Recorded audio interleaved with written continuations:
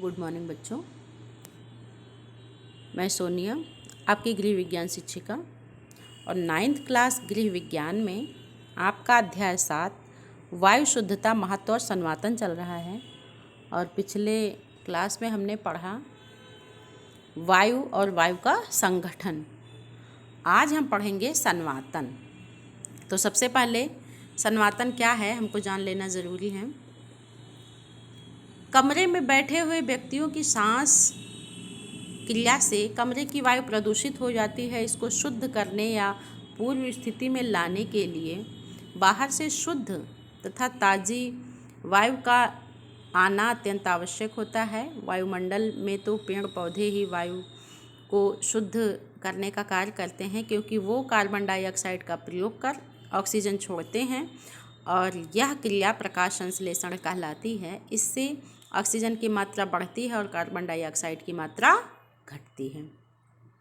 कमरे की वायु में विभिन्न क्रियाओं के फलस्वरूप उत्पन्न हुई कार्बन डाइऑक्साइड, जल वाष्प, ताप कमरे की वायु को शीघ्र ही श्वसन के अयोग्य बना देते हैं और इनसे दूषित वायु को बाह्य वातावरण में जाना ही चाहिए तथा बाहर की अपेक्षाकृत ठंडी, कम नमी वाली तथा कम कार्बन डाइऑक्साइड गैस वाली वायु को इसका स्थान लेना चाहिए। किसी स्थान पर वायु के आने जाने यानी विसरित होने की क्रिया को ही संवातन कहा जाता है। यह एक ऐसी व्यवस्था है जो किसी आवासीय स्थान अथवा कार्य करने के स्थान आदि पर विशेष रूप से की जाती है, ताकि वहाँ रहने वाले व्यक्तियों को शुद्ध यानी प्रदूषण रहित वायु प्राप्त होती रहे। और इस प्रकार की व्यवस्था के लिए दो बातों का ध्यान देना अत्यंत आवश्यक है। एक तो कमरे आदि के स्थान की अशुद्ध वायु को बाहर निकालने की व्यवस्था की जाए, दूसरे शुद्ध वायु को अंदर लाने की प्रक्रिया पूर्ण की जाए, क्योंकि खुले स्थानों में तो प्रकृति स्वयं ही वायु की शुद्धता को संतुलित रखती है। अब है संवातन का सिद्धांत। वायु का ताप बढ़ने पर या हल्की हो जाती है तथा कमरे की वायु अशुद्ध होने पर सदैव छत की ओर ऊपर उठती है। अपेक्षाकृत ठंडी तथा शुद्ध वायु कमरे के नीचे के स्थानों में रहेगी और यही तथ्य कमरे में संवातन के लिए आवश्यक उपयुक्त सिद्धांत के रूप में प्रयुक्त किया जाता है। अब है संवातन के साधन। स्वास्थ्य और सुविधा के लिए संवातन अनिवार्य है और संवातन की व्यवस्था मुख्य रूप से दो प्रकार के साधनों से होती है। नंबर 1 प्राकृतिक साधन, नंबर 2 कृत्रिम साधन। तो अब हम जान लेते हैं प्राकृतिक साधन कौन कौन से हैं। प्रकृति ने स्वयं ही संवातन की व्यवस्था की है और संवातन में कुछ आवश्यक साधन प्राकृतिक रूप से इस प्रकार हैं।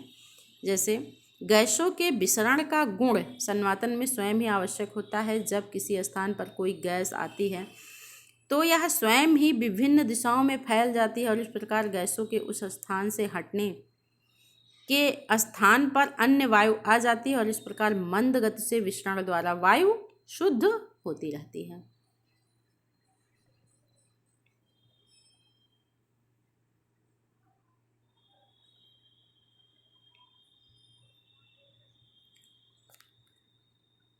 तेज गति से चलने वाली हवाएं संवातन का दूसरा प्राकृतिक साधन है और विभिन्न प्राकृतिक कारकों से प्रभावित होकर वायुमंडल में अनेक बार तेज गति से हवाएं चलती हैं तथा वायु का विलोडन कर देती हैं। तीसरा है आपका कि वातावरण में होने वाले तापमान के अंतर से ही संवातन की प्रक्रिया को बल मिलता है या विसरण की गति को प्रभावित करता है और इस प्रकार वायु गर्म होकर हल्की हो जाती है तथा हल्की होने के कारण ऊपर उठ जाती है और खाली स्थानों को भरने के लिए अन्य स्थानों पर वायु बहकर आ जाती है और संवातन होता रहता है। तो ये तो था प्राकृतिक संवातन। अब हम पढ़ते हैं कृत्रिम संवातन। प्राकृतिक संवातन उत्तम तथा स्वाभाविक होता है और इसका लाभ उठाने के लिए मकान या कार्य करने वाले स्थान आदि पर खिड़कियां, दरवाजे तथा चिमनी आदि बनाई जाती है और इस प्रकार गर्म वायु ऊपर उठकर रोशनदान या चिमनियों के माध्यम से बाहर निकल जाती है तथा ठंडी वायु खिड़कियों तथा दरवाजों के रास्ते से अंदर आ जाती है। कुछ स्थानों पर संवातन की यह व्यवस्था संभव नहीं हो पाती है, जैसे सिनेमा घर, अस्पतालों तथा अत्यधिक ठंडे स्थानों पर खिड़की तथा दरवाजे निरंतर खुले नहीं रखे जा सकते हैं। ऐसे स्थानों पर प्राकृतिक संवातन के लाभ प्राप्त नहीं किए जा सकते हैं और इसके अभाव में हमको कृत्रिम संवातन अपनाया जाना चाहिए। और इसके कुछ साधन इस प्रकार हैं, जैसे वायु फेंकने वाले एग्जॉस्ट फैन कमरे के अंदर की दूषित वायु को बाहर फेंक देते हैं और इस प्रकार अंदर का स्थान खाली हो जाता है, जिसे भरने के लिए दूसरी ओर रास्ते से बाहर की शुद्ध वायु स्वतः ही अंदर आ जाती है। दूसरा है, कमरे की दूषित वायु को बाहर से अथवा किसी अन्य साधन से लाई हुई शुद्ध वायु के द्वारा कमरे से बाहर धकेल दिया जाता है, जैसे कूलर आदि साधन के प्रयोग के द्वारा।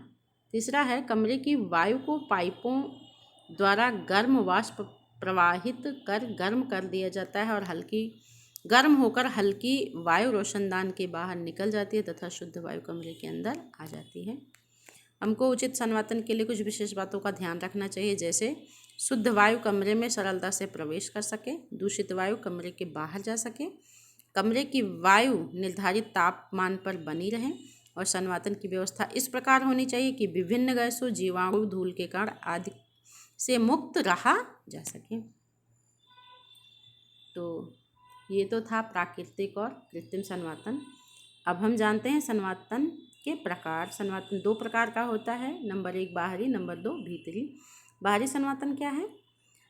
बाहरी संवातन आवासीय क्षेत्रों में मकानों के बाहर के वातावरण में होने वाली संवातन व्यवस्था को बाहरी संवातन के रूप में जाना जाता है। इस प्रकार के संवातन में मुख्य रूप से गलियों तथा सड़कों का चौड़ा तथा इस दिशा का विशेष महत्व होता है और उत्तम संवातन के लिए मुख्य रूप से हमको निम्न बातों का ध्यान रखना चाहिए, जैसे घर दूर दूर हों, उनमें एक दूसरे के बीच में पर्याप्त अंतर हो अर्थात तो पर्याप्त परस्पर सटे ना हों, सभी घर समान तथा सामान्य ऊंचाई के हों, गली में एकत्र कूड़ा समय से हटाया जाए, मकानों से सामान्य दूरी पर पार्क अथवा क्रीड़ा स्थल हों, नालियों पर बच्चों को शौच ना कराया जाए, नालियों में दूषित वायु ना जमा होने पाए और स्वास्थ्य के लिए हानिकारक उद्योग जैसे कसाई घर, टैनरी, रासायनिक उद्योग, मछली बाजार आदि आवासीय क्षेत्रों से काफ़ी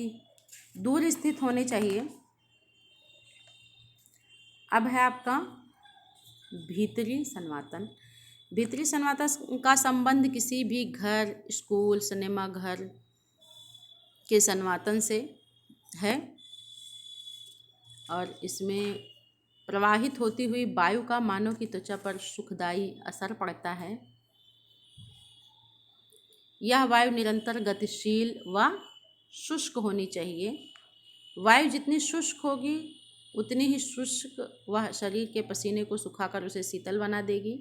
अतः भीतरी संवातन का मुख्य उद्देश्य आवासों तथा मानव के कार्यालयों में ऐसी वायु का प्रवेश कराना है जो शुद्ध हो तथा जिसमें वाष्पीकरण की क्षमता हो।